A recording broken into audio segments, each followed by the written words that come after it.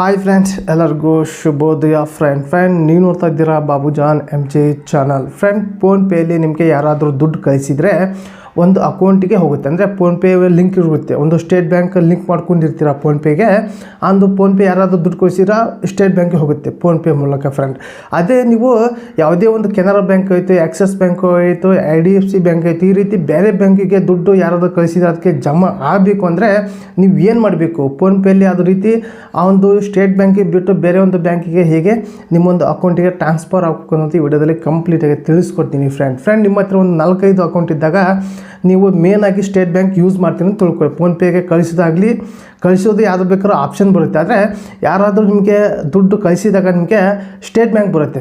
ಆ ಒಂದು state bank ಬಿಟ್ಟು ಆಕ್ಸಿಸ್ ಬ್ಯಾಂಕಿಗೆ, IDFC ಬ್ಯಾಂಕಿಗೆ ನಿಮ್ಗೆ ಯಾವುದು ಬ್ಯಾಂಕ್ ಬೇಕೋ ಆ ಬ್ಯಾಂಕಿಗೆ ನೀವು ಹೋಗೋ ಹಾಗೆ ಮಾಡ್ಕೊಳೋದು ಹೇಗೆ ಅಂತ ವಿಡಿಯೋದಲ್ಲಿ ಕಂಪ್ಲೀಟಾಗಿ ತಿಳಿಸ್ಕೊಡ್ತೀನಿ. ಬನ್ನಿ ಫ್ರೆಂಡ್, ಈ ವಿಡಿಯೋ ಸ್ಟಾರ್ಟ್ ಮಾಡೋಕ್ಕಿಂತ ಮುಂಚೆಗೆ ನೀವೆಲ್ಲ ಫಸ್ಟ್ ಟೈಮ್ ನನ್ನ ಚಾನಲ್ ನೋಡ್ತಾ ಇದ್ರು ನೋಡೋರೆಲ್ಲ ಒಂದು ಸಬ್ಸ್ಕ್ರೈಬ್ ಬಟನ್ ಪ್ರೆಸ್ ಮಾಡಿ, ಹಾಗೆ ಬೆಲ್ ಐಕನ್ ಕೂಡ ಪ್ರೆಸ್ ಮಾಡಿ ಆಲ್ ಅಂತ ಸೆಲೆಕ್ಟ್ ಮಾಡಿಕೊಂಡ್ರೆ ನನ್ನ ಒಂದು ವಿಡಿಯೋ ಪ್ರತಿಯೊಂದು ನಿಮಗೆ ನೋಟಿಫಿಕೇಷನ್ ಮೂಲಕ ತಲುಪುತ್ತೆ. ಫ್ರೆಂಡ್, ಈ ವಿಡಿಯೋ ಸ್ಕಿಪ್ ಮಾಡಬೇಡಿ.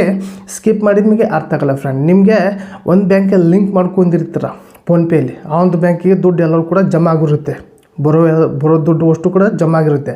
ಆ ಒಂದು ಬ್ಯಾಂಕಿಗೆ ಬಿಟ್ಟು ಬೇರೆ ಒಂದು ಬ್ಯಾಂಕಿಗೆ ಹೇಗೆ ನೀವು ಆ್ಯಕ್ಟಿವ್ ಮಾಡೋದು, ಆ ಒಂದು ಬ್ಯಾಂಕಿಗೆ ಬಿಟ್ಟು ಬೇರೆ ಬ್ಯಾಂಕಿಗೆ ಹೇಗೆ ದುಡ್ಡು ನಿಮಗೆ ಫೋನ್ಪೇ ಮೂಲಕ ಜಮಾ ಆಗೋದು ಅಂತ ಕಂಪ್ಲೀಟಾಗಿ ತಿಳಿಸ್ಕೊಡ್ತೀನಿ. ಬನ್ನಿ ಫ್ರೆಂಡ್, ಮೊದಲಿಗೆ ನಾನು ಒಂದು ಫೋನ್ಪೇ ಆ್ಯಪ್ ಓಪನ್ ಮಾಡ್ಕೊತೀನಿ. ಒಂದು ನಿಮಿಷ ಓಪನ್ ಮಾಡ್ಕೊತೀನಿ. ಓಪನ್ ಮಾಡಿದ ತಕ್ಷಣ ನಮಗೆ ಈ ರೀತಿ ಇಂಟರ್ಫೇಸ್ ಬರುತ್ತೆ.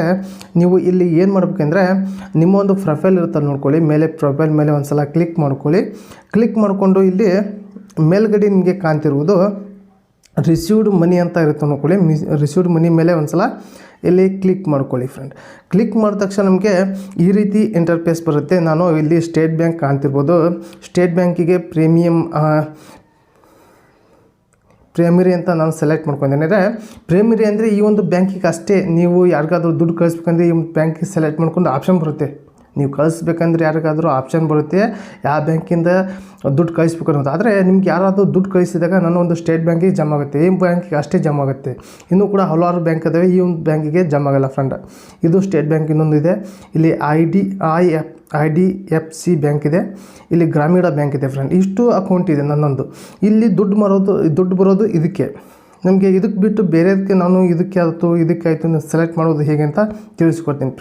ಫ್ರೆಂಡ್, ಈ ರೀತಿ ಇದ್ದಾಗ ಇಲ್ಲಿ ಈ ಒಂದು ಬ್ಯಾಂಕಿಗೆ ನನಗೆ ರಿಸೀವ್ ಆಗ್ತಾಯಿದೆ. ಯಾರಾದರೂ ದುಡ್ಡು ಕಳಿಸಿದ್ರೆ ಈ ಒಂದು ಸ್ಟೇಟ್ ಬ್ಯಾಂಕಿಗೆ ಬರ್ತಾಯಿದೆ. ಫ್ರೆಂಡ್, ಈ ಒಂದು ಬ್ಯಾಂಕ್ ಬಿಟ್ಟು ನಾನು ಈಗ ಇಲ್ಲಿ ಒಂದು ನಿಮಿಷ IDFCಗೆ ಬ್ಯಾಂಕಿಗೆ ಬರಬೇಕು ಅಂದರೆ ಈ ಒಂದು ಬ್ಯಾಂಕಿಗೆ ಅಷ್ಟೇ ಜಮಾ ಆಗಬೇಕು ಅಂತ ದುಡ್ಡು ಅಂದರೆ ಇಲ್ಲಿ ಕೆಳಗಡೆ ಮ್ಯಾನೇಜ್ ಅಂತ ಒಂದು ಆಪ್ಷನ್ ಕಾಣ್ತಿರ್ಬೋದು ನಿಮಗೆ. ಮ್ಯಾನೇಜ್ ಮೇಲೆ ಕ್ಲಿಕ್ ಮಾಡ್ಕೊಳ್ಳಿ. ಕ್ಲಿಕ್ ಮಾಡಿಕೊಂಡು ಇಲ್ಲಿ ನಿಮಗೆ ಬರ್ತಾ ಇರ್ಬೋದು. ಇಲ್ಲಿ IDFC ಬ್ಯಾಂಕ್ನದು ಇಲ್ಲಿ ಕಾಣ್ತಾ ಇದೆ. ಸೆಟ್ ಹ್ಯಾಸ್ ಪ್ರೈಮರಿ ಅಂತ ಇರುತ್ತೆ ನೋಡ್ಕೊಳ್ಳಿ. ಸೆಟ್ ಹ್ಯಾಸ್ ಪ್ರೈಮರಿ ಮೇಲೆ ಇಲ್ಲಿ ಟಿಕ್ ಮಾಡ್ಕೊಳ್ಳಿ. ಫ್ರೆಂಡ್, ಈ ಆಪ್ಷನ್ ಮೇಲೆ ಕ್ಲಿಕ್ ಮಾಡ್ಕೊಳ್ಳಿ. ಇಲ್ಲಿ ಕನ್ಫರ್ಮ್ ಅಂತ ಕೇಳುತ್ತೆ. ಕನ್ಫರ್ಮ್ ಮೇಲೆ ಕ್ಲಿಕ್ ಮಾಡಿಕೊಂಡ್ರೆ ಅಲ್ಲಿ ಪಾಸ್ ಆಯಿತು. ಈ ಪಟ್ಟು ನೋಡ್ಕೊಳ್ಳಿ. ಫ್ರೆಂಡ್, ಇಲ್ಲಿ ನಿಮಗೆ ಕಾಣ್ತಿರ್ಬೋದು. ಒಂದು ನಿಮಿಷ ನೋಡ್ಕೊಳ್ಳಿ. ಫ್ರೆಂಡ್, IDFCಗೆ ಇಲ್ಲಿ ಮೇಲ್ಗಡೆ ಗ್ರೀನ್ ಮಾರ್ಕಲ್ಲಿ ಪ್ರೀಮಿಯಮ್ ಅಂತ ಬರ್ತಾಯಿದೆ. ಫ್ರೆಂಡ್, ಈ ರೀತಿ ನೀವಿದ್ರೆ ಯಾವುದು ಬೇಕು ಆ ಒಂದು ಬ್ಯಾಂಕಿಗೆ ನೀವು ಆರಾಮಾಗಿ ಸೆಲೆಕ್ಟ್ ಮಾಡಿಕೊಂಡು ಆ ಒಂದು ಬ್ಯಾಂಕಿಗೆ ಜಮಾ ಆಗುತ್ತೆ. ದುಡ್ಡು. ಫ್ರೆಂಡ್, ಈ ವಿಡಿಯೋ ನಿಮಗೆ ಕಂಪ್ಲೀಟಿಗೆ ಇಷ್ಟ ಅಂತ ತಿಳ್ಕೊಂಡಿದ್ದೀನಿ. ಅದೇ ರೀತಿ ನಿಮಗೆ ಈಗ ನೀವು ಸೆಲೆಕ್ಟ್ ಮಾಡ್ಕೊಳೋದು ಅವಶ್ಯಕತೆ ಇಲ್ಲ. ಈ ಒಂದು QR ಕೋಡ್ ನಿಮಗೆ ಕಾಣ್ತಿರ್ಬೋದು. ಈ ಒಂದು QR ಕೋಡ್ನ ಕಾಪಿ ಮಾಡ್ಕೊಂಡು ನಿಮ್ಮೊಂದು ಫ್ರೆಂಡ್ಗೆ ಕಳಿಸಿದರೆ ಅದು ಯಾವ ಒಂದು ಬ್ಯಾಂಕಿಗೆ QR ಕೋಡ್ ಇದೆಯಲ್ಲ ಆ ಒಂದು QR ಕೋಡ್ಗೆ ದುಡ್ಡು ಹಾಕಿದರೆ ಯಾವುದು ಬ್ಯಾಂಕ್ ಇಲ್ಲಿ ಇದೆ ನೋಡ್ಕೊಳ್ಳಿ. ಇದು ಗ್ರಾಮೀಣ ಬ್ಯಾಂಕ್ QR ಕೋಡ್, ಇಲ್ಲಿ ಸ್ಟೇಟ್ ಬ್ಯಾಂಕ್ QR ಕೋಡ್, ಇಲ್ಲಿ ಇದು ಕೂಡ ಸ್ಟೇಟ್ ಬ್ಯಾಂಕ್, ಇಲ್ಲಿ Airtel payment bank QR code, ಇಲ್ಲಿ IDFC ಬ್ಯಾಂಕಿಂದು QR ಕೋಡ್. ಫ್ರೆಂಡ್, ಈ ರೀತಿ QR ಕೋಡು ಕಳಿಸಿದ್ರು ಬರುತ್ತೆ. ಅಥವಾ ಪ್ರೈಮರಿ ಮಾಡ್ಕೊಂಡು ಸೆಲೆಕ್ಟ್ ಮಾಡಿಕೊಂಡ್ರೆ ಅದು ಕಂಟಿನ್ಯೂ ಆಗಿ ಇರುತ್ತೆ. ನಿಮ್ಗೆ ಯಾರಾದರೂ ದುಡ್ಡು ಕಳಿಸಿದಾಗ ಅದಕ್ಕೆ ಹೋಗಿ ಸೆಂಡ್ ಆಗುತ್ತೆ. ಫ್ರೆಂಡ್, ಈ ವಿಡಿಯೋ ನಿಮಗೆ ಕಂಪ್ಲೀಟಿಗೆ ಇಷ್ಟ ಆದರೆ ಒಂದು ಲೈಕ್ ಕೊಡಿ. ನಿಮ್ಗೆ ಏನಂತ ಕಮೆಂಟ್ ಮೂಲಕ ತಿಳಿಸಿ. ಹಾಗೆ ಈ ಒಂದು ವಿಡಿಯೋ ನಿಮ್ಮ ಫ್ರೆಂಡ್ಗೆ ಶೇರ್ ಮಾಡಿ ಅಂತ ಈ ವಿಡಿಯೋಗೆ ಎಂಡ್ ಮಾಡ್ತಾ ಇದ್ದೀನಿ. ಮತ್ತೆ ಅಂತ ವಿಡಿಯೋಸ್ ಟೇಕ್ ಕೇರ್. ಬಾಯ್.